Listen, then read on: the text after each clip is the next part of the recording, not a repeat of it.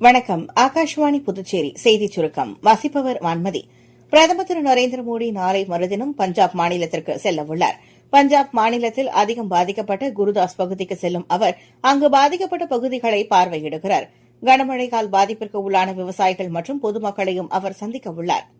மேலும் சிறப்பு நிவாரண நிதியை அவர் அறிவிப்பார் என்றும் எதிர்பார்க்கப்படுகிறது. பஞ்சாபில் வெள்ள பாதிப்பால் 43 பேர் உயிரிழந்துள்ளனர்.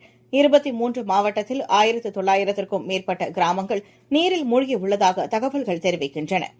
பொதுத் தேர்தல் மற்றும் பிராந்திய தேர்தல்களில் மகத்தான வெற்றி பெற்றதற்காக கயானா அதிபர் திரு இர்ஃபான் அலிக்கு பிரதமர் திரு நரேந்திர மோடி வாழ்த்து தெரிவித்துள்ளார்.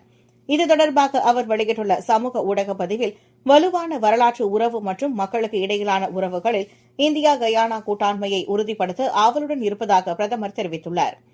அனைத்து தரப்பு மக்களும் பயன்பெறும் வகையில் மேற்கொள்ளப்பட்டு வரும் ஜிஎஸ்டி வரி சீர்திருத்தம் வரும் 22ஆம் தேதி அமல்படுத்தப்படும் என்று மத்திய நிதியமைச்சர் திருமதி நிர்மலா சீதாராமன் தெரிவித்துள்ளார்.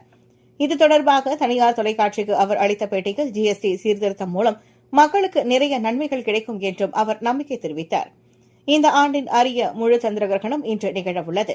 இதை வெறும் கண்ணால் காண முடியும் என்றும் தெரிவிக்கப்பட்டுள்ளது. இந்திய நேரப்படி இன்றிரவு 9:57 மணி முதல் 1:27 மணி வரை மிக நீண்ட சந்திர கிரகணமாக அமையும். இதில் முழு சந்திர கிரகணம் இரவு 11:42 முதல் 12:33 மணி வரை தென்படும். வளிமண்டல மேலடுக்கு சுழற்சி காரணமாக தமிழகம், புதுச்சேரி மற்றும் காரைக்கால் பகுதிகளில் இடிமின்னலுடன் கூடிய கனமழை பெய்ய வாய்ப்புகள் உள்ளதாக சென்னை வானிலை ஆய்வு மையம் தெரிவித்துள்ளது. இத்துடன் இந்த செய்திச் சுருக்கம் நிறைவு பெறுகிறது.